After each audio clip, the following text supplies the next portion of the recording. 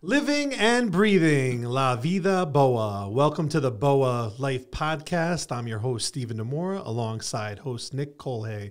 We're here to inspire, entertain, have conversations, learn about inventions, and make your life better. Good evening, everyone. I'm your co-host, Nick Colhay. This is the Boa Life Podcast, episode number 7. Are you ready to do this, Steve? Let's go.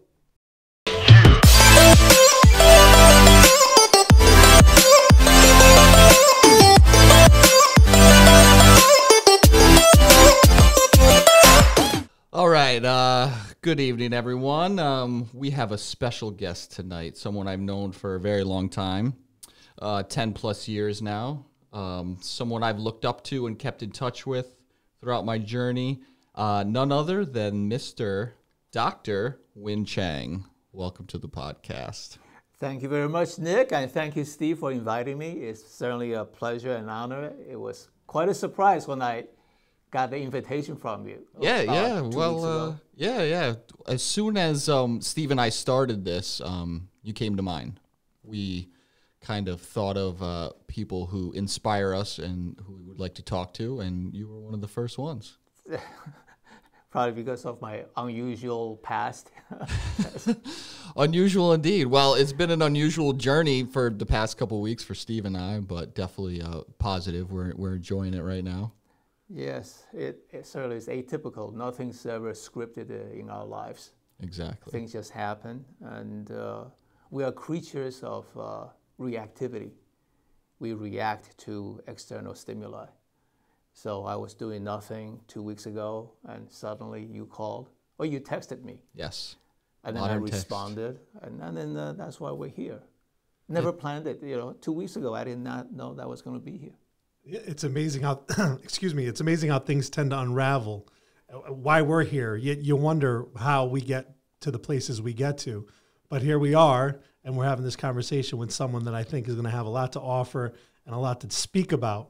I clearly am not in the same standing as the two of you. You guys know each other very well. But in talking to you early on, we do have something in common, which is unbelievable, which is this love and admiration for my hometown, Bethel. That's right. Precisely. When you mentioned Bethel, it immediately brought a sensation of warmth to my heart. The history is that it has always brings back fondest memories. That was my very first time as a youngster to live away from home. And I was in my, about 17 or so. I was in a medical program and with college combined. And one particular summer, I actually took a summer internship to shadow a family physician here in Danbury.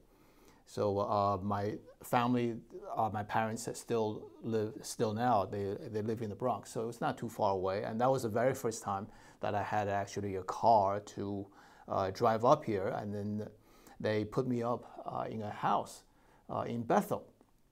That was my very first experience. I've never lived away from home. And then you have to understand culturally, I was brought up quite differently. And from the background, I would say that I was a lot more bashful at that time.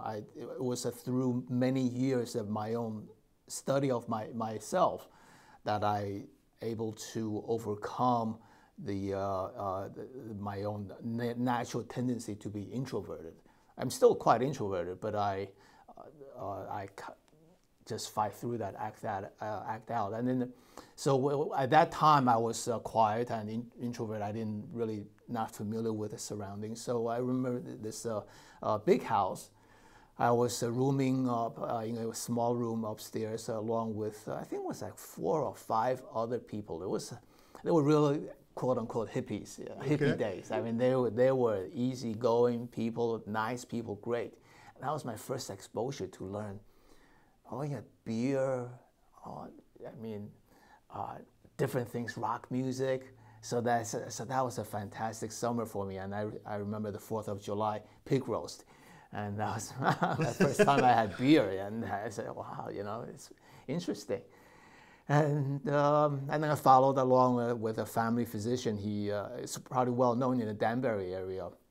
He was an icon, one of the old timer like Dr. Welby type family doctor, Dr. Edson, and learned a lot from him. And he was a really knowledgeable person. He took me around the hospital, showed me how to read the EKG in those days. That was back in the mid-70s.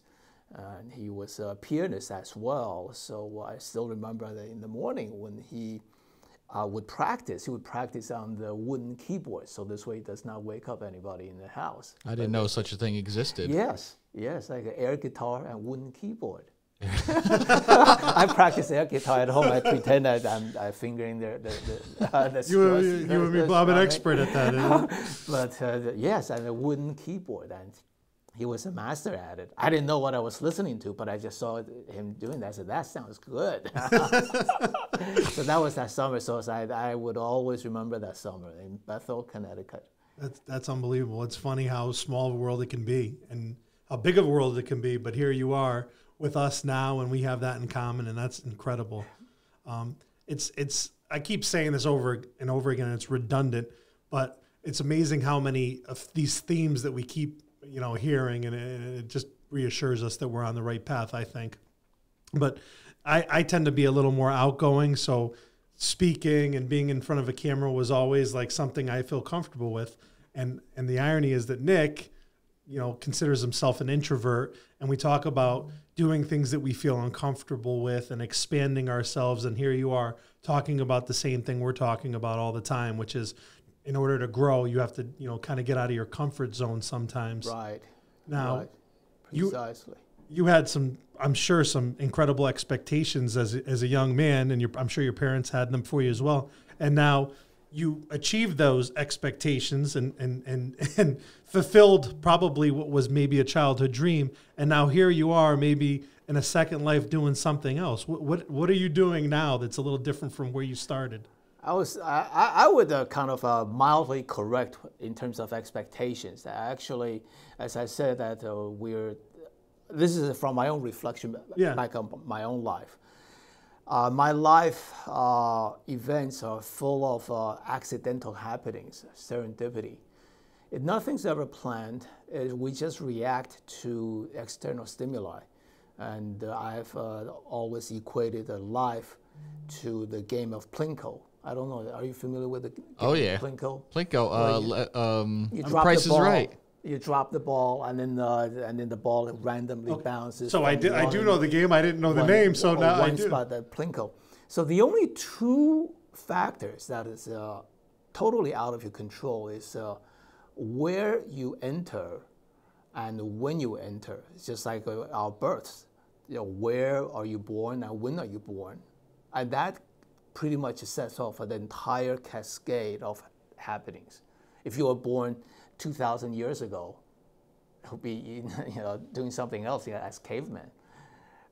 If you might not be alive too long either. If you were born in Afghanistan, location and time becomes an unalterable event. And then once you drop the ball, then whichever way the ball bounces really depends on what kind of external stimulus that you bump into. So in a way, it's kind of like philosophically a little bit depressing to think. My feeling is that there's really no self-will. I've had this debate with many individuals throughout my life. Is there self-will? Can I will myself to pick up this bottle of water? And then so yes, on a micro basis, yes. But overall, everything is random. There was no expectations for me to ever be a doctor. It was pretty much by default in a way because of my lack of ability to go into law, for instance, to be an orator, to be a politician. I gravitated just because of my genetic predisposition to science and mathematics. So I was into science and mathematics, but so that kind of led me down that path. And it was just totally by chance. When we grow up, I came from Taiwan. I was what they call a made in Taiwan import. Let's say your tag? Yeah, tag. I got tagged, Came here when I was 10 years old. and grew up in Taiwan. And the only words I knew here was okay and thank you. Those are the only two words I knew. And a part of my own personal credit in terms of a survival to grow up here is I would credit that to my underprivileged background when I grew up in Taiwan. I was in a farming community. I remember walking barefooted to my school, across a rice paddy.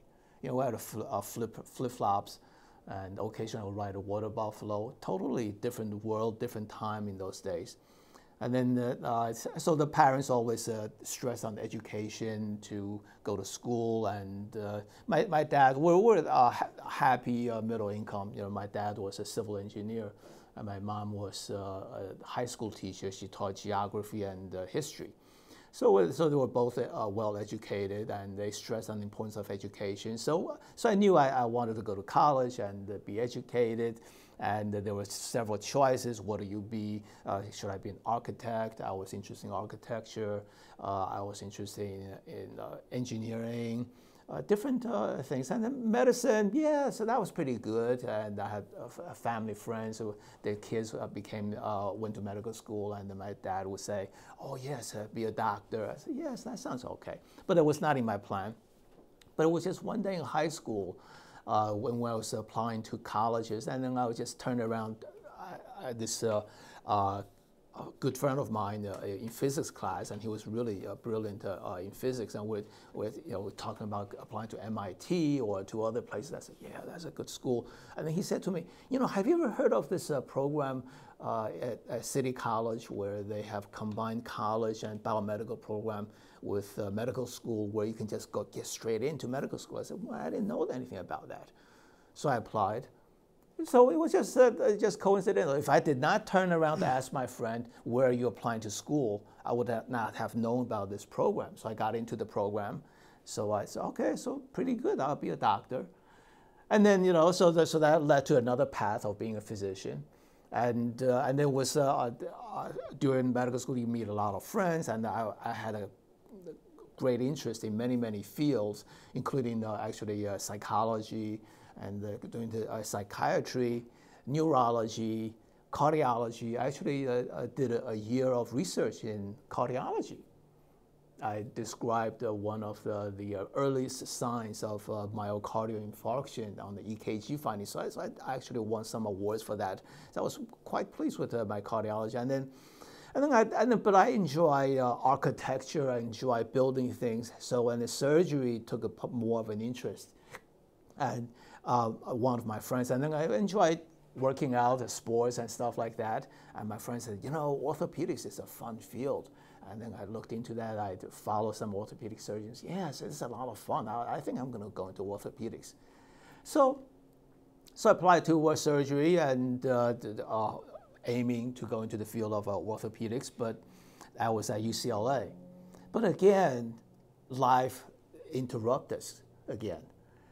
Because as one of the provisions of getting into this particular program in City College it was like gaining scholarship with the U.S. Air Force or the military. So it was to repay the kindness that they showed me, because it was a full scholarship. I did not have to pay anything, by serving in a community that's more or less underserved, be a primary family doctor. That's why Dr. Edson, he was one of my earlier first heroes with being a family physician. So I had to break up my surgery training to be in a community where I can be more of like a generalist to be of help. So at that time, again, where do I go? I had no idea where it was an underserved community. So I just randomly looked at it, and it was Indian Health Service. And I said, Indian Health Service, that's kind of interesting. And then they said, you can go to different places.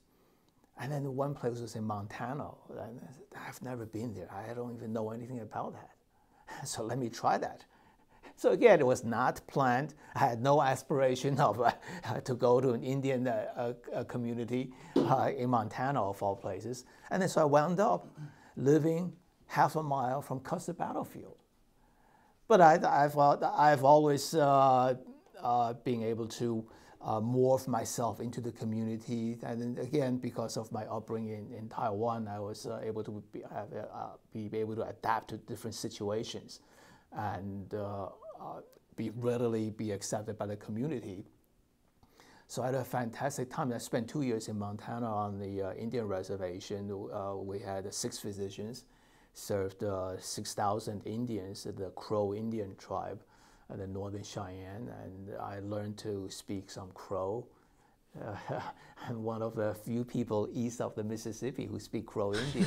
And in fact, when the movie came out, when Kevin Costner's movie with Dances with Wolves, and then there was some conversation in Crow Indian, so I actually understood what they were saying. Right, right. I understand. Now I remember the words like "ichik bajachik," like everything's good. Yeah. And "Dia, watch your show." Like, where are the girls? Important things like you that. You remembered the important stuff. The important stuff. So and then that was during that time I traveled immensely. One of the few orthopedic surgeons who's ever delivered 200 babies, because I went down to the Navajo Nation in Arizona, and I learned how to fly a single-engine Cessna. Did some air ambulance transfers. So those met some fantastic friends and traveled extensively, learned about the Native American culture and the history behind it. So then after that, so I had to resume my orthopedic training. So I was fortunate again to have been accepted by the Hospital for Joint Diseases at NYU. So in those days, the Langone Medical Center called now. So I would continue my orthopedic training there. Did some research work, and because of my interest in architecture, with building things with a particular device with hip fracture, with how to surgically operate and internal and fix hip fractures. In those were the early days we're talking about, very early days of medicine compared to what we know today. So after that, I partook my fellowship at the Mayo Clinic. I did adult reconstruction because I was interested, again, in joint replacements, in the mechanical engineering aspect. So everything was just kind of a serendipity. It was just because of this led me to this path. I'd never planned when I was in high school, yes, I want to be an orthopedic surgeon. Zero in my mind. And even at that time, so when after I did my fellowship, so I was again, how I met my wife. That's another story. I was single, like a lot of times a conversation with friends, who you're going out with and where do you go. It was toward my end of my senior year during residency. A good friend of mine who is a psychiatrist. He in those days they don't have Tinder, they don't have Tinder in those days. No one click, show up at your door. But they had these advertisements in newspapers in terms of dates, or you leave your box number. I don't even know how it went. So anyway, so he had a blind date, and he was nervous to go. He said, "I don't want to go. I can't do it." And then we had another friend who was an ophthalmologist, and he had a girlfriend, significant girlfriend, who was to throw him a surprise birthday party. So he invited everybody to come to the surprise birthday party. And my friend, who's a psychiatrist, was supposed to go with a blind date. And he said, I wanted to back out of it. So I said, okay, I'll be your wingman. so I said, we can go together. So he went with his blind date, and then I just went by myself. And it was at my other friend's birthday party where I met my wife, my future wife. Little did I know that I would meet someone there. Again, It was not planned, no plan at all. I was going to meet someone, go to the bar, yes, how are you, try to pick up people. But it was just random, and that was it. That was it. And then when I was in Rochester, Minnesota, toward the end of my fellowship, Again, it was at that time was the intersection between whether I want to go into academia or in private practice. I was thinking heavily, doing some research, do some teaching with a medical center, maybe Cleveland Clinic. Actually, Cleveland, I had a position offered at the Cleveland Clinic in orthopedics for adult reconstruction. So I was, yes, I may go there, but Cleveland, I visited there. Again, that was back in the early 80s, late 80s or late 80s. It was not very attractive. My family was in New York over here, and so was my wife's family on Long Island. So I was thinking, where do I go? I don't know where to apply to for my job. I don't know. So one day was the last week that I was closing my apartment there to hand over the key. I closed the door, and then I heard the phone ring. So I said, well, okay, let me answer the phone. So I opened the door and go back there to answer the phone again. Hello. Turns out to be the office manager of my orthopedic training, my residency. She relocated, and she actually was working for Somers Orthopedic in Somers. And they were looking for help because it was just that at that time there was just 2 physicians, and they have built up a busy practice, and they were thinking of adding a particular person. I knew them as my senior residents. So they remembered me. So they had their office manager call me to try to get me to come down here. So if I did not go back to the room to answer that phone, I would have missed that phone call. And you were pretty much on your way to move to Cleveland. Cleveland. I was on my way to Cleveland. And if that phone never rang, then we never would have met. That's right. So I came down here. Location was great bunch of people. They were great. I mean, I said, that's fantastic. My wife liked it. It was a New York area. It was just far away from her family to make it safe and not so coming over for lunch today. In Cleveland, you would have had many years of disappointing sports, that's for sure. But at that time, LeBron was, he actually, I don't think he was even born yet, right? he was just a kid. You got to see him coming up in the high school ranks. Yeah, so that's how I moved to New York. So, that's how I wound up here. And then again, I was just practicing my own orthopedic practice, totally enthralled by helping people, doing cool stuff. Because we're in a small community, I was able to do pretty much everything. Everything that we've ever wanted. Do spine surgery, shoulder, knee replacements, foot and ankle reconstruction, trauma. It was fun. It was fun. Isn't it unbelievable how, I assume, there's got to be this expectation, this plan to become, because we always talk about plans and having targets. And I have this misconception that to get to this high standing, that to be a doctor is not an easy thing. And for you to explain it, it's like just a series of events to get you there. It's unbelievable. You just followed.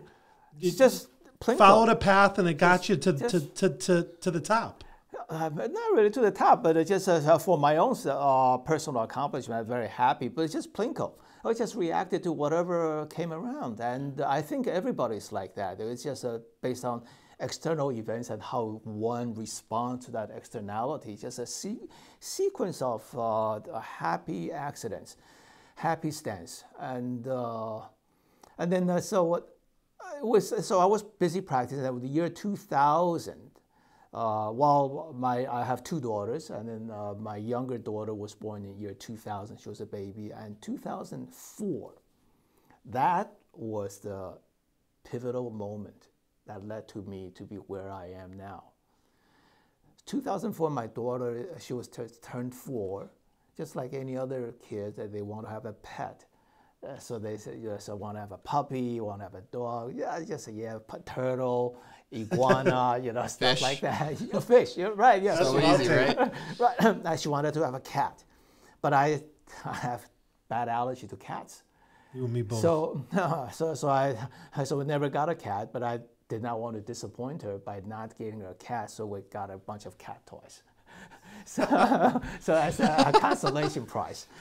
You settled for toys instead of... So there was one particular toy. It was a little plastic ball with a bell in it. You know, it was a typical animal toy.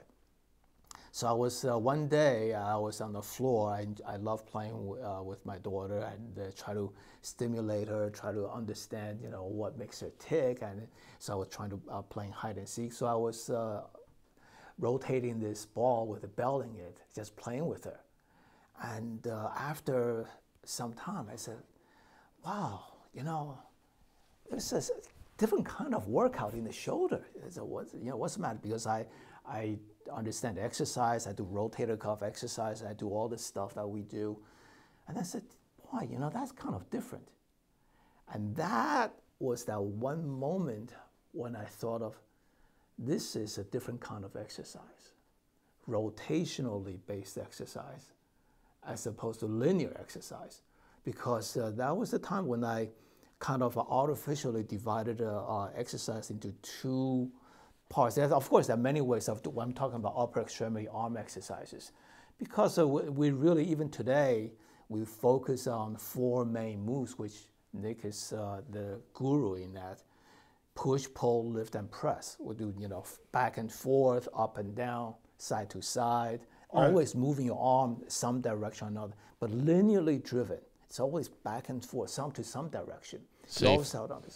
That's what people think it as. Right. Safe, so you don't get injured. Now, that's where the invention is. It is a ball where you do not have to move your arm, but you can activate your rotator cuff muscles in isolation and to make the ball spin in that ball. Nick has tried my prototype. Yes, this device is, it's not easy, no matter what you say or anyone else says. Yeah, so it's a kind of intriguing. That's back in 2004. So one thing led to another. I said, well, I was busy at work at that time, so it was just more of a hobby. Let me look in the literature, any kind of similar type of exercises.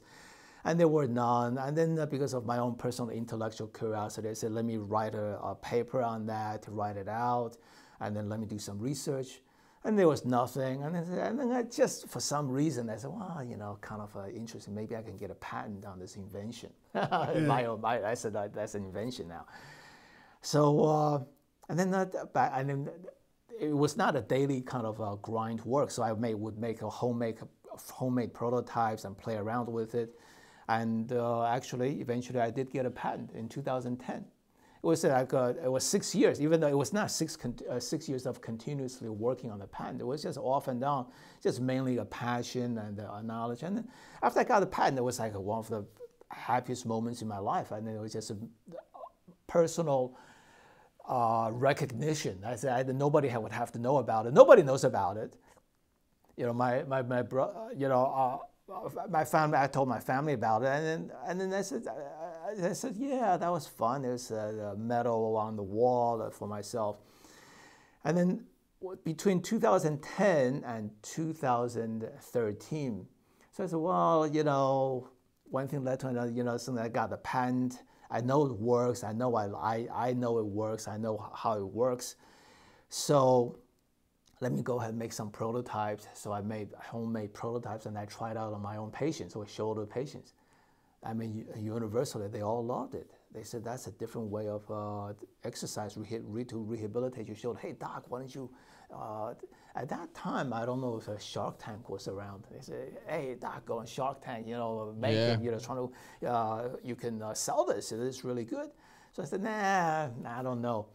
But over a period of 2 years, I have expended so much energy, you know, my own resources, you know, making my own prototypes. And then I said, well, maybe time to make something real. So just again, was just a happenstance. My patient's dad had a knee replacement, and the son was, he was a manufacturer of different devices. And so I asked him to, you know, manufacture something real for me. So those are the early first generation prototypes. And then I try to get people to use it. And then I said, well, I can't sell it. I really don't know how to do it. I'm no businessman. I'm a physician. I was never trained in anything, so other than doing what I do, So I tell people, my job is that you break it, I fix it. Yeah. No break, no fix. I don't know what. Out of work. Yeah. So that's what all I did, and then so maybe I would license it. Maybe some company would use it because I know it works. I know it's really good. So there was one particular sales rep of medical devices. It was off the top of my head, I forget the name of the company. It was a big company that he would bring different braces and jackets and so forth for medical use. And he said, oh yeah, he knows people. Maybe he can talk to somebody that may be interested in that. So what did you know? One of the people that he knows well and the place that he frequents is the New York Yankees. That's the boogie down. That's where your parents are from. Yeah. So one day, and then he said, the head trainer of the Yankees, he would like it. I'll hook you up with him. So I didn't know how to. Of course, these are kind of like top-notch people. I said, how do I get in touch with them? I have no idea. They're just out of my league. Who am I? So one day I actually got a call from the head trainer. Say, he actually lives in Somers, and he's retired now. He's like emeritus there. So he's not really directed hand contact with the players. So he said, let me take a look at that device for the shoulder exercise for the rotator cuff. So I brought out my prototype.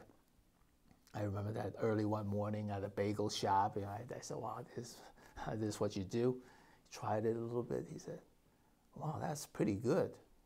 I'm sure the CC would use it. That's unbelievable. So I said, wow, okay, whatever you want. And then one day I was up in Newburgh. I was in a busy day. It was around 11 a.m., 11 o'clock in the morning. All of a sudden I got a phone call. Everything is like random. Things just happened. Got a phone call from the trainer saying, can you come down to the stadium now? CC's here and wants you take a look at it. So now, I have my patients for the rest of the day. You want me to be there 1 o'clock? I mean, it's 11 a.m. I'm in Newburgh. It's about an hour and a half and 2 hours from the stadium. How do I? But, when opportunity knocks like this, when they say jump, I don't jump. I say, how high? So I canceled the rest of the day. But of course, at that time, everything was in stealth mode. I couldn't really reveal to people what I'm doing. I said nobody else know anything about it. It was just my own personal venture, my own interest and hobby. So I canceled the day. They didn't know why I canceled. I said, yeah, I have some emergencies I got to take care of. So I had an old version Jeep at that time, CJ7. Oh yeah. Yeah, Jeep CJ7. And I just really blasted down the Deegan all the way down there. And then met CC, and then he liked it. He would use it for spring training. And then on the way back, I realized that I actually was driving on a flat tire. So that was a memorable trip. So I said, well, that was worth a trip. So eventually I had to get rid of the car, got another car. So after, all of a sudden, CC of all people, and then I went down there again a couple times and so how do you like that? He says, hey doc, this shit works. Is that what he said? So that gave me more of a confidence. So I said, wow, this is maybe really something. That was back in 2013, 14. So I said, well, I'm going to really make some prototypes now. So at that time, my daughters were, she's 13 by then, 14. So I didn't have a lot of expendable money, like disposable income kind of thing. Saving for the college and so forth. So But I did have quite a bit of personal life insurance that I set aside. I said, well, by the time, they're older now, they don't need me to be dead to survive. So I cashed out some of my insurance policies as my own funding. So either you get funding from friends. I didn't know Nick at that time. I knew you at that time. I don't know. You didn't know about ShoulderSphere. Yeah, well, it was 2013. We would have been early on investors for sure. I would have been. No, but now in hindsight, but I maybe so with friends, family, you by yourself. So I utilized my own resources. So between 2013 and 2016 was the... Can I ask you a quick question? Sure. Were you nervous maybe you weren't 100% behind it, thinking it may happen and you didn't want people risking money? Or was it just, I'm gonna put my money where my mouth is, I'm going to do it myself? Or no, what was your mind? No, it was just, I'm kind of a micromanager myself. And I feel that as long as I'm able to walk the walk myself, do my own hauling the water, chopping the wood myself, I do it myself. Right. If I can't, then I would ask for help. I would ask for help. But most of the time, I try to do everything myself. Even in the operating room, I don't really use much help. I just kind of do everything myself. That's just me by nature. Right. I put in the last stitch myself. So I was able to. So it's between 13 and 16, that was the period of struggle. But at that time, I did not look at it as struggle. I looked at it as still as a fun project. But you know what the irony is that because as time went on, the more resources that I put in, the deeper the hole I dig, the more difficult is it to extricate myself out of the project, to say, well, I'm going to quit now, I'm not going to do anything anymore. But what happened to all the investment I made myself all these years? And I just have to keep on going. So it was this is a very uniquely designed device that Nick saw, the early prototype. But in my own mind, I had the type, the look, the way it looks now, how it should function. But in spite of having visited no less than 6 different manufacturers in this country, Long Island down to Virginia, Tennessee, different places, nobody can make it with the way that I had in my own mind. And I was on the verge. It was early 2016. I was really running out of funding. And even though people liked it, I showed it to a lot of people. And then it was 2014 when I revealed to Nick my project. And I keep a careful diary of what's going on. So I looked up on the diary again today. We got together at Starbucks on Sunday morning. I don't know if you remember that. That's right. Yeah, you brought it down. Well, you had revealed bits and pieces beforehand because, yeah, my first job as an X-ray tech was with you. That's where we met, and you gave some hints. You said you had some things working. You'd watch me do like pull-ups on the molding in the doorway in between patients, and you're like, "Well, what are you doing? Get off there! You're gonna hurt yourself." I'm like, well, show me something. You're like, well, in due time. So we attracted toward each other because of a commonality, a common interest in different forms of exercise. And I always admired your physique. I said, wow, that guy looks good. You and I have that in common. I do the same. Interesting, interesting point. A question, because I keep a diary too. Do you write in it beforehand or just after? Do you reflectively write in it, or do you write ahead of time? What are you writing in the diary? Oh, it's afterwards. Afterwards. Just my own log, just for the fun, so I can have a log of when I met someone, because I've met many different people, and in terms of try to get funding, try to be involved with the project, and because at that time I had nothing, I didn't even know anything about videography, filming, how to make YouTube, and I didn't know anything about that. So I just keep a log for my own personal interest, my own information.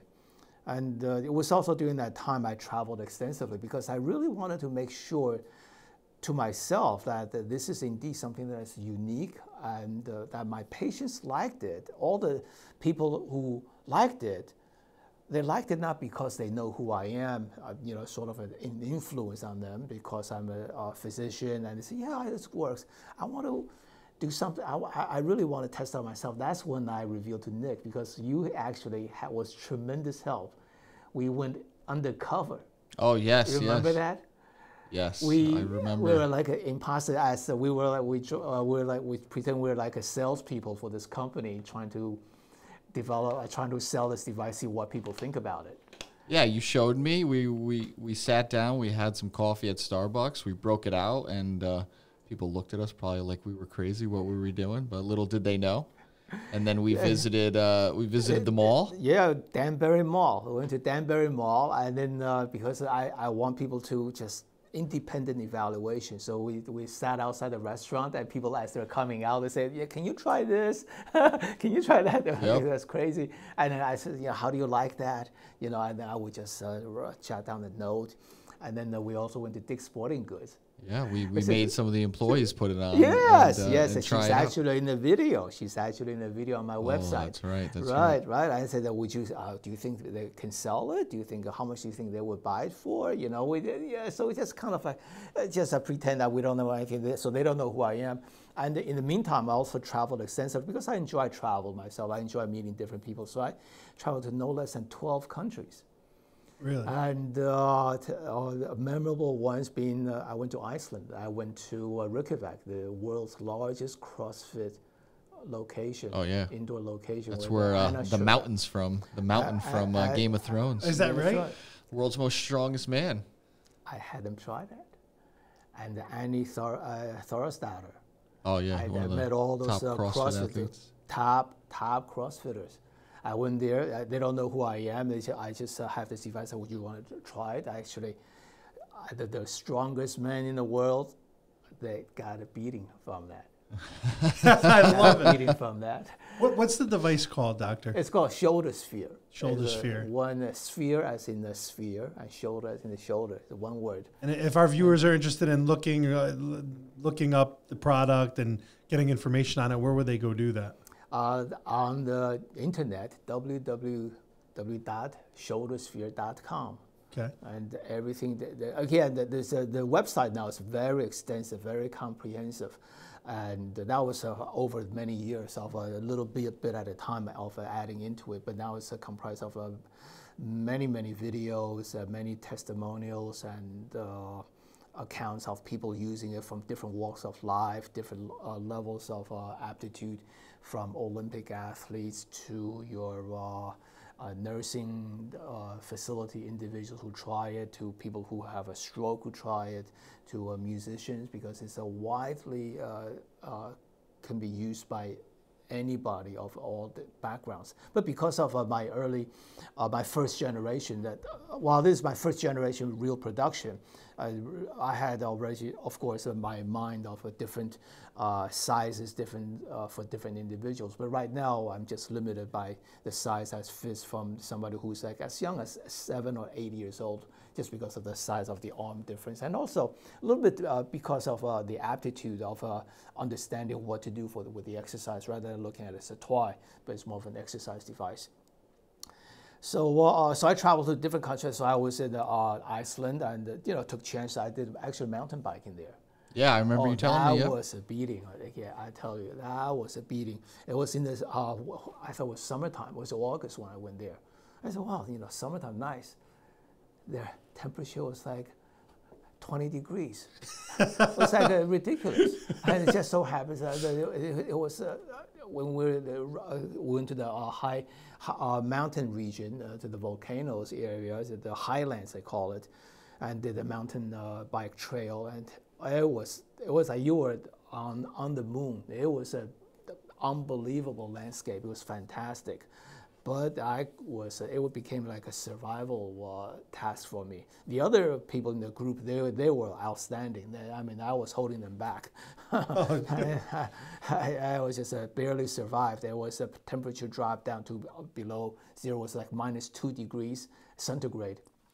It was raining and snowing and hailing. It was a survival. I was supposed to be summertime. But I did see the Northern Lights and all the other stuff. And then, so I visited there. I was in Italy. I was in Spain, Barcelona, and I visited different facilities and different gym. And they said, "Have you seen this? Have you tried it?" And so I've even been to Cyprus. I actually had a chance to go to Cyprus with the music group. Again, through my patients, they were the old-time swing group. They're actually well known. They were in contestants for the Grammys, and they were beat out by Jose Feliciano. Oh yeah. So yeah, they were well known. Actually, they have a few YouTube channels, and so I went to Cyprus with them. They were performing in Cyprus. You know, they went there on the ship, and then at the resort, they did a lot of salsa dancing. So I pretended I know how to play bongo drum as part of the music group. So I went there, and then at that time, so I tested out. I walked around, and Cyprus is really the only country in the world now still with a divided wall until Berlin, East Berlin, West Berlin. In Cyprus, it's divided into the Turkey side and the Greek side. Really? It was, yeah, it was, I mean, with barbed wire, and then actually that was a little bit dangerous adventure. I went there by myself. I walked to the wall and took some pictures, not supposed to, but, you know, for my own personal memorandum. But, so I was in Cyprus, even in China, and then so I was convinced that this is indeed unique, only one in the world, and then people who have exercised all along, nobody have ever seen it. So it was, and then we did that test trial, but it was toward 2016, again running out of funding, and even though I tested myself that it was great, but nobody can make it the way I want to make it. It was the way that it would be functional, would be creative taping, some sort of external device. I really did not want to. In a way, I have a little bit of Steve Jobs feeling in myself that I wanted to be sort of sleek, clean looking. I just want the way it looks. I don't accept anything else. Now, is this, you had the prototype already, though? So you're just looking for something that you can consider like mass production. That's right. So you knew, you had it, you knew that it worked, you just had to make it public. That's right. But I would only really sell and mass produce the type that I want to produce. Right. You wanted the practicality of being able to use and to look the way you wanted it to look. Right, right. And it was not, even though it was functional, but it was like gimmicky looking. It still may, some people still consider it gimmicky. Actually, orthopedic doctor from your facility said, that was look gimmicky, you know, until he tried it. Yeah. And then he was sold. He was sold on that. Well, I'm actually interested in maybe giving the naysayers a little more information, because as we've heard, it works, right? But how does it work? Why does it work? Is it just like, how do people know that it's working? How did you test it? Let's hear some science behind it. Well, I personally subjected myself to a needle EMG study. So I scientifically, I know which muscle is firing, which is not firing. So I have that documented. And also I was fortunate to, again, through my patients, and the daughter was in physical therapy school. And part of the projects that I had to do, they had to do some sort of research project. So I had the physical therapy facility, the students, do a research project, and then that's they did a study on the controlled subjects, and it's just like scientifically done, and it's been published in the Journal of Strength and Conditioning Research. Well, there you go. So it's no question about it in terms of the research. I try to get other people to do research, and there are people. Actually, I have someone in of all places, not Saudi Arabia, but in not Lebanon, but Egypt. What's the country next to it? But she actually is. I have a few people. One in Italy and one in Egypt, doing some sort of research on that. Of all places, international. Let someone else do it for you, right?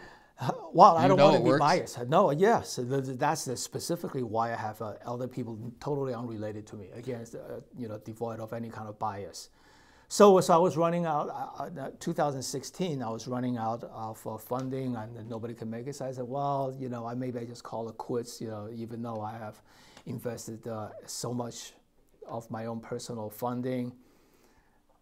I use it as my own, my tuition to go to business school, because thank God, for college and medical school, I did not have to pay anything. Now I pay the equivalent of the tuition for medical school for my design, my patent. Chalk it up as a learning experience. So I said, okay. And then just randomly, one day, I was thumbing through different magazines, and there was a inventors convention. I said, oh, inventors, that's interesting. So it's called INPEX in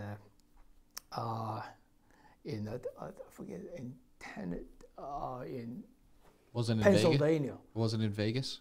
No, it was in Pennsylvania. It was the world's largest inventors convention.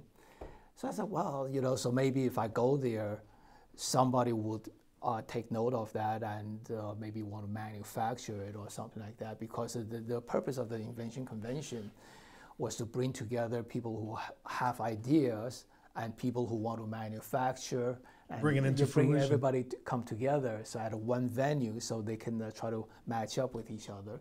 So I went there, exhibited, and they also have different sections that they have for home and gardening, and for beauty and so forth. Mine's my particular device in the health and fitness section, and I won a gold medal in that.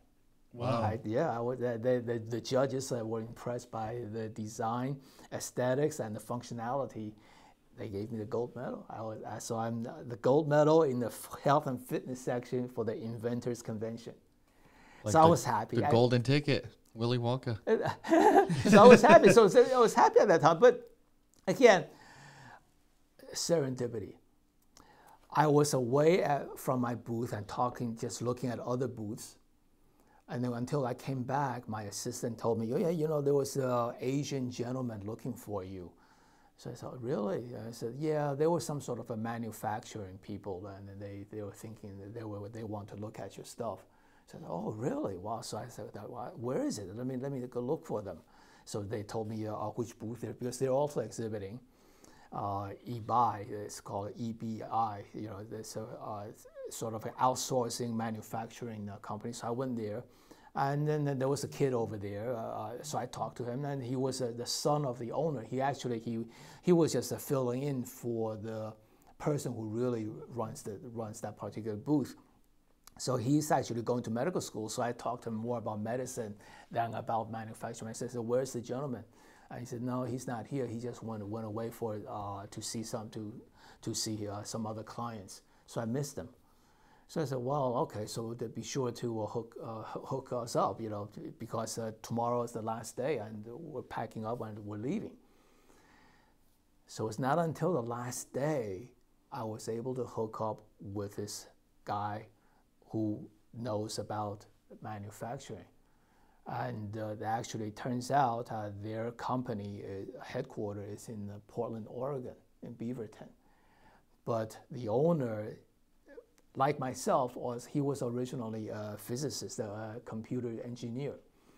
But he also had inventions, and because of his frustration with nobody can manufacture what he wanted to make, he actually was much more ambitious than I. He set out and started his own company to be the manufacturer.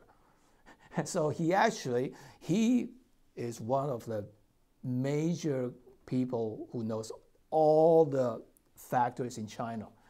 You never know. Maybe this cap for the cup here, maybe this part device is made by his company. You never know, because everybody makes it. It's a global economy now. So I met the guy. Said, oh great, So I decided to fly out there immediately that weekend. So that's, even though it was a little bit impulsive of me, and at the expense of nothing, but always to remember what Wayne Gretzky said: you miss 100% of the shots that you don't take. So I said, well, I got to go try it. So I flew out there, and then that's also my lesson to to pivot, or because my original intention was I want to be manufactured here in the U.S. but lack of ability, lack of whatever reason, not able to find one. So they said that they were able to make it. And then I led to my trip to go to China. I actually spent 2 weeks in Shenzhen, China. That's where actually I walked the streets that Steve Jobs walked with the Apple manufacturing, the Apple factories there. So I spent 2 weeks there, visiting different factories and making it, and then actually for the manufacturing process, that's another sort of a proprietary technique, because that had to do with another aha moment of how to make it. And so they were able to make it. Looks great. I cashed out more life insurance and then started the ball rolling. Again, at that time, did not plan for that thing to happen. When I became a doctor, I did not plan to invent something. At that time, were you still working as a doctor? Yeah, everything was still in stealth mode. I just took a lot of leave of absences because my patients were, this guy's leaving.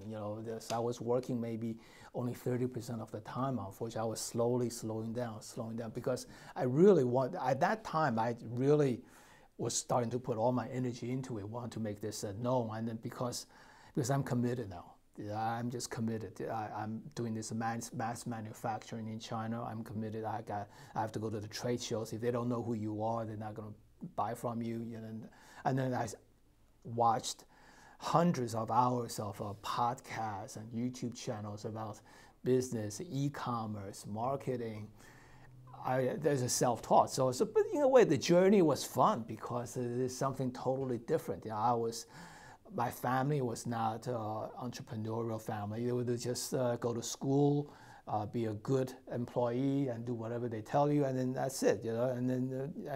But this is totally outside the box kind of thing, and you have to create your own opportunity.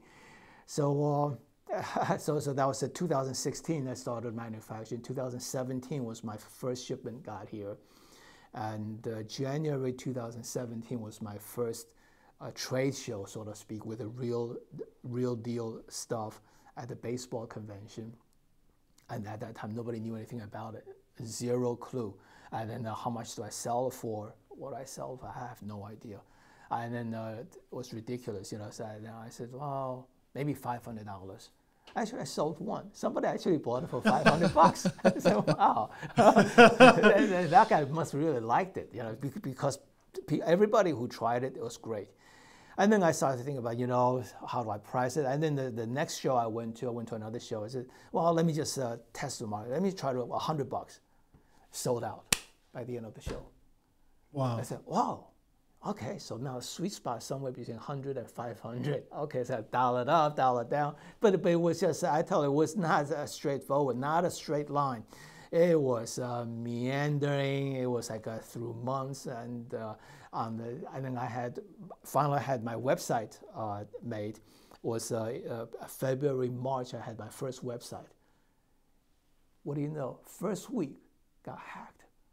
Oh. Got hacked the first week, and then I didn't even know that. Somebody who was trying to get on the website, and I said, "Take a look at your website. There's something wrong. What's going on?" I looked at it. It was like one of those Islamic terrorists. It was like in Arabic. Oh, and I said, whoa, you got to shut that down.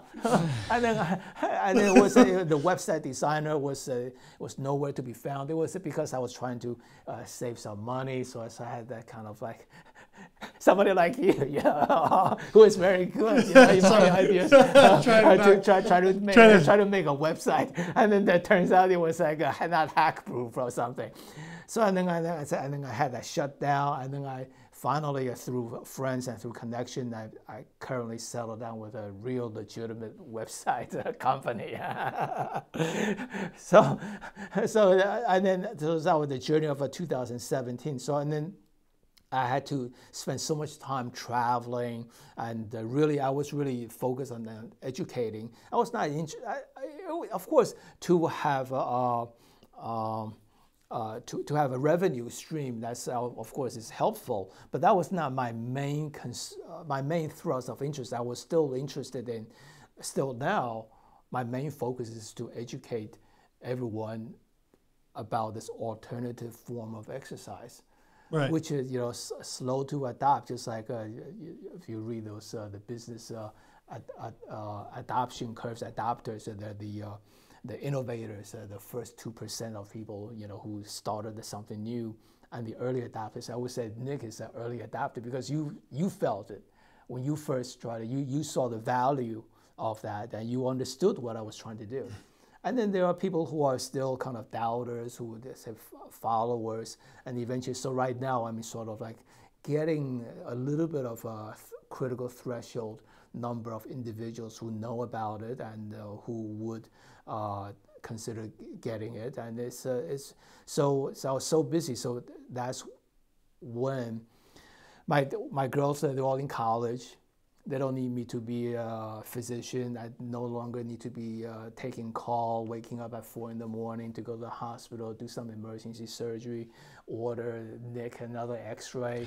So I can do something that's totally different, totally unexpected in my life, a chapter 2 of my life. So do something totally different. So I retired end of 2017. So it's been interesting past 4 or 5 years. Again, because of my retirement, again, serendipity, I was able to spend a lot of time taking care of my elderly parents. They, thank God, they're still well in the Bronx. My dad is 99. Wow. My mom's 90. So at the drop of the hat, if they need anything, I can go down there to help them out. I also was given ample free time to really spend some quality time with my children. And because, tell the truth, it's very difficult as a physician with a physician life. And I rarely, if ever, had time have dinner with them. So that's a precious moments or a loss in terms of spending time with them. So in the last 5 years, I was able to really spend time with them. I took a few trips on my own with them, drove them to Montreal, driving trip, and then they don't ski. They don't do any kind of winter sports, because one of the things I would really want to do is that when you're skiing, when they're on the ski lift, they're locked up. They're sitting right next to you. That's the time that you're alone time. They can't do anything. They're trapped. They're trapped. So that's the time when you can converse and get to know each other.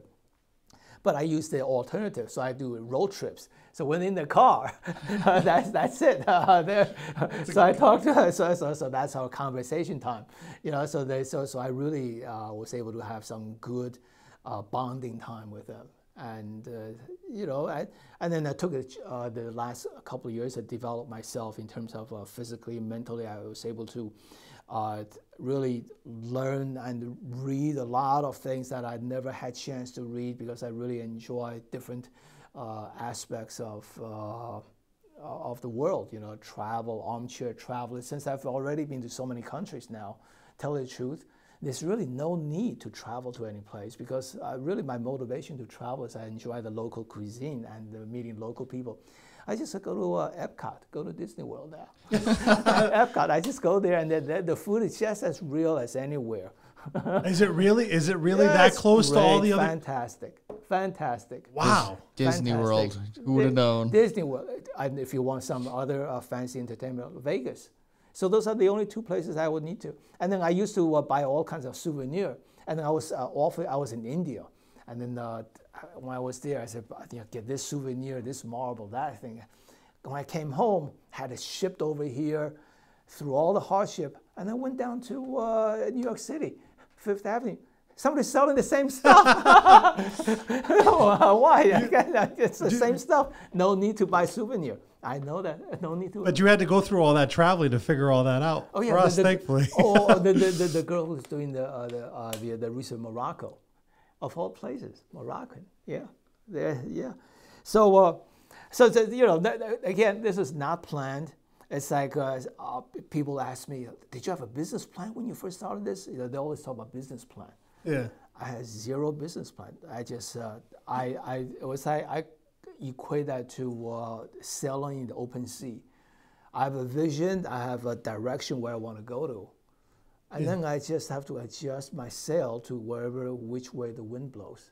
You know, with business plan, you write down, if this, then that, if this, then that, you make this money, then that.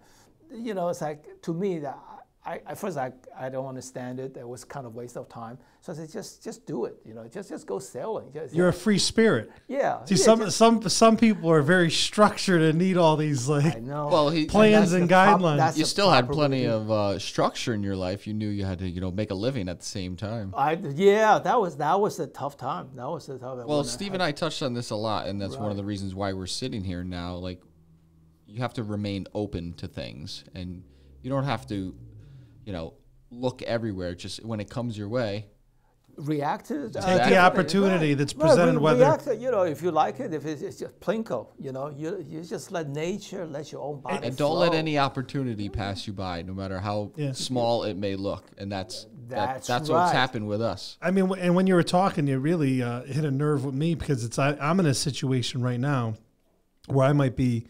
pre-2016, right, where I'm spending a lot of time working, and I'm missing some valuable time with my family, and I struggle with that. And the root of my happiness has been and always will be, I think. I don't think it'll change, is my family. To follow these opportunities or however you want to describe them, to then get you to that opportunity where you were able to do something where I think you are going to remember for the rest of your life and have that experience with your children. I mean, I'm looking for that too. It's like, is it this podcast? Is it a mindset that I just have to, take time to do it?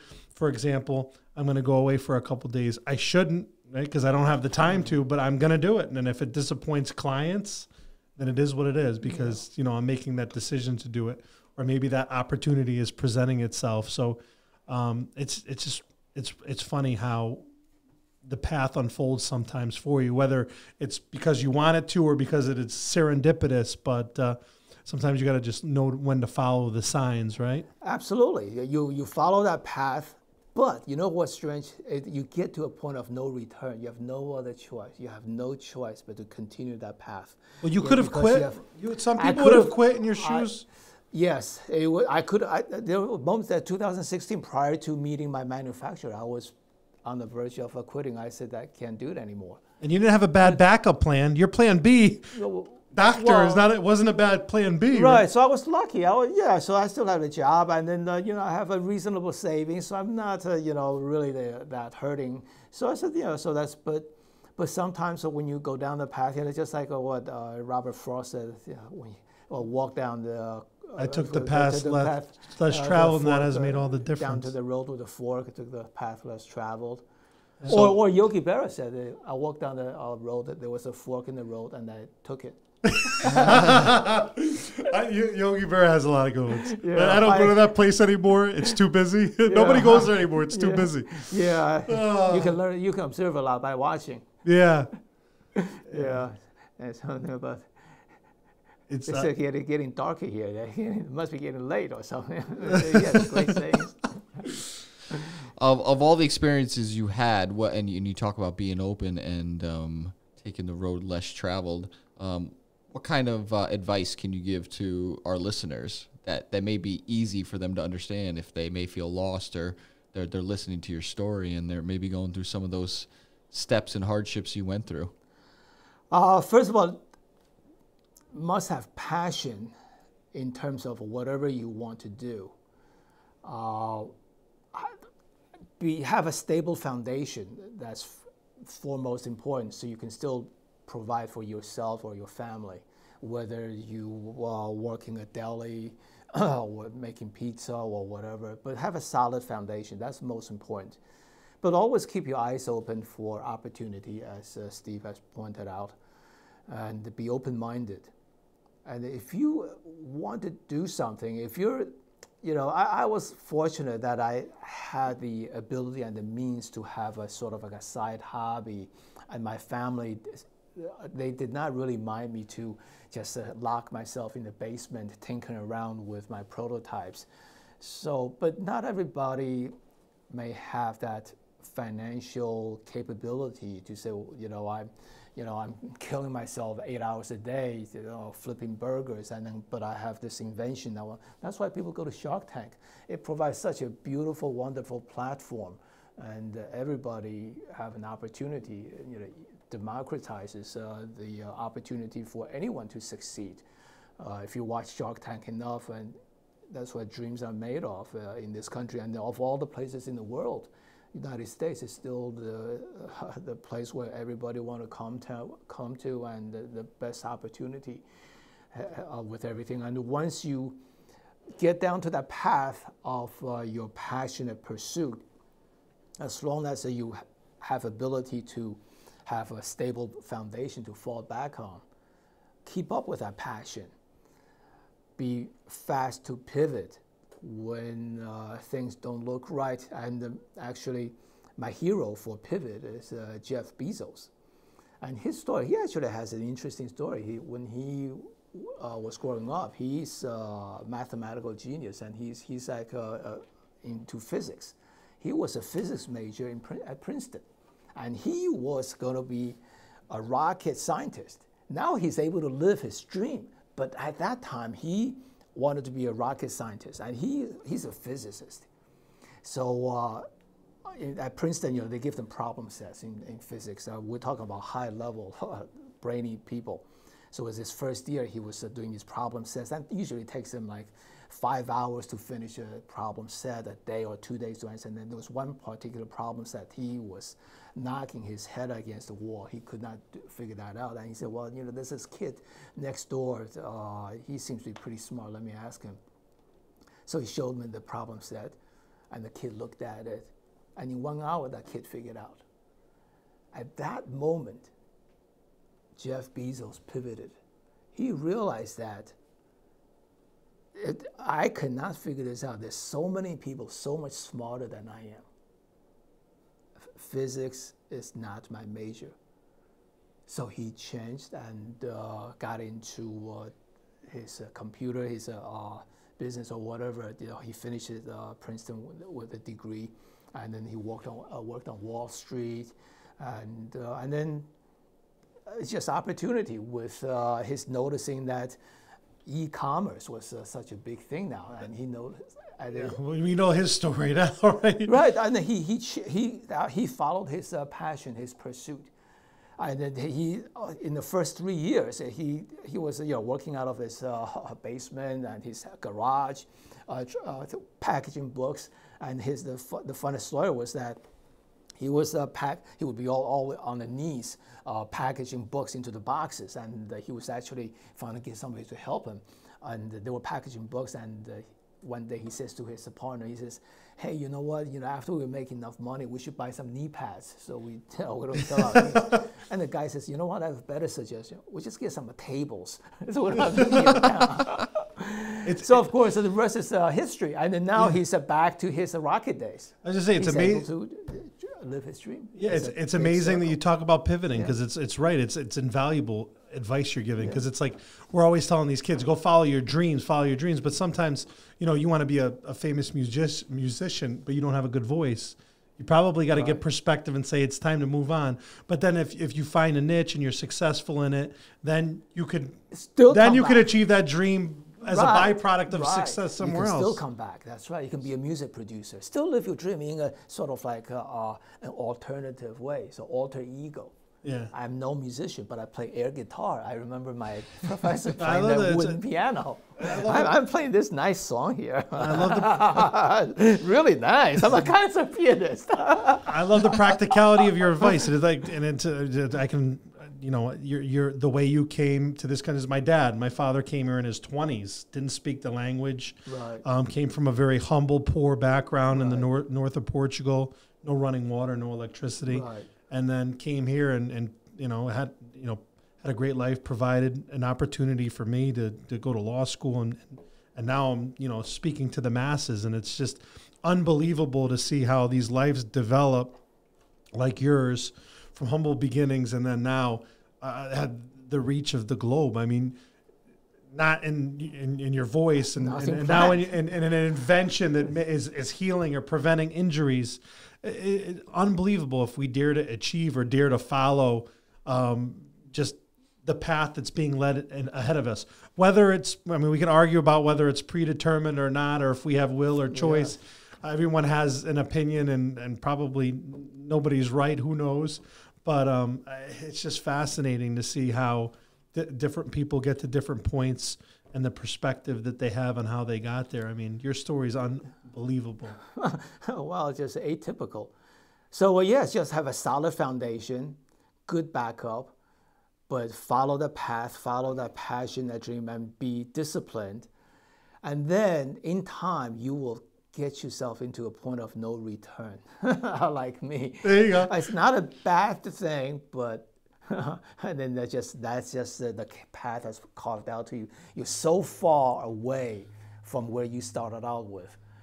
That it's just you just might as well have a chapter 2 in your life. Your transformation, right? You probably had the white coat and the tight, clean cut haircut, and now we're Nick did not recognize me. we're in the post-COVID my hair look, down right? now. Now you're a free bird. I love it. Oh yes. Wow, very, very, very interesting. I didn't know a lot of those facts about your life, so I was enthralled listening to you. And I'm sure the listeners will be as well. Yes. It reminds me of the famous radio broadcaster, Paul Harvey. Now you know the rest of the story. Yeah. Well, I don't think this will be the end of the story. I'm sure we would love to have you back on. Oh, so absolutely. Sure we can go on for hours. The time flies when we're with guests. It's like you never know. You took us on this global journey, and here we are. I'm like looking at the clock. I'm like, wow, we went long. You can always edit it out. Yeah, no, Part 2. Part 2. I hope we have multiple meetings. I mean, we have to get the device in here next time so we can try it out and show the audience. Absolutely. But thank you so much for your time. I really think that we're definitely going to reach people and get good perspective on life and hopefully give them the tools to follow their dreams or follow the path to have an astonishing transformation and astonishing life like you've had. And your story's not over. It's maybe just beginning. Just beginning my chapter 2. Maybe this is chapter 3. I think the next time we're on, I think we might want to have one of your parents on because we want to know what's the secret to the longevity and a successful long life.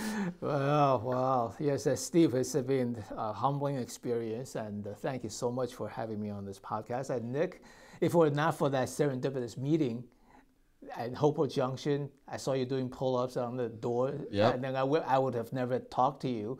I said, someone, hey, you're crazy doing that stuff. Yeah, it's it was interesting because as one of my first jobs, going into the field of medicine, the doctor's the boss, so it could be very intimidating for any little pipsqueak other than a doctor. And I was surprised, and it was refreshing for you to welcome me as a normal person. We've had a few adventures in the mountain bike.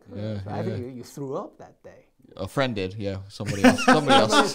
Wasn't me, guys. I'm you got fit. Sick or something. I probably put the ShoulderSphere on and it took me for a quick ride. Yeah. We went to Anytime Fitness. We traveled there and then. Yes, we've had this. Had a couple journeys already. Are you still riding bikes? Oh yes. Oh yeah. Actually, in the last, that's what my happiness with in the last 4 years since retirement, I was able to be in better shape now than before. Ninum Mountain. That's for those who know mountain bike. Do you know Ninum? The fire tower. I used to struggle. I could not make up that trip, but now I can make it up 4 times back and forth. And developed my tennis game. I got really good in tennis. I'm proud of myself. Really? And and then I travel. I didn't have to travel. And then let my hair down and do whatever. I feel really great. I told you that I exercise so I can do the things I want to do, or eat the things I want to eat. Yes. Drink whatever I want to drink. That's the only reason to exercise. Otherwise, you have a lot of good company at this table with all those That's pretty things. much why I do anything. I definitely want to exercise to be able to do that stuff. Right. Oh, man. Well, it was great having you. I really appreciate it. No, it's fantastic. It was awesome catching up, and can't wait for the next one. I get unplanned 2 weeks ago. Who knows where we're going to be in 2 weeks from now? That's right. Hey, hopefully the next one we'll have it on an alternate location site. Yeah. Maybe, Or maybe we'll do like a ride, Maybe we could do a little gym live setting. cast ride. Yeah, yeah. Okay, now you pull. Each one of you pull away from each other. To break it? Yeah, you see that? You see that? Okay, now hold on to that again and pull it apart. You see that? What is the education? What is that, like the cat toy thing? That's just something that you pull. If it keeps ripping from the opposite time, everyone, it's going to blow my mind. You pull again. No. You see that? What you note is that it always breaks, but it always breaks at only one point, never 2 points simultaneously. So any chain is only as strong as its weakest link. Anything, business, life development, is always one single point of failure. Only one single. You never see that both ripping up two places. You never see that. So there's cyber always 1 point. That's fantastic. So what lesson is this? What chain is only as strong as its weakest link. You only break at 1 point, the weakest link. The weakest link in the shoulder is the rotator cuff. Oh, there you go. The single most important determining factor for shoulder pain and shoulder injury is rotator I think cuff. so. I think that feeds right into what we were talking about So earlier. now we know. Only 1 point. If you chop anything, pull anything, breaking the falling down of the building, only at one crack, one single point. So like a community or a podcast group, you know, we have to. It's only 1 point failure. We have to make sure we're both Fail. holding each other accountable and doing well, and because if one of us is weak, then we're both weak. And we both fail. No, you don't both fail. Only one of you fail first. You're gonna fail, not me. Can't wait for the Who next. knows?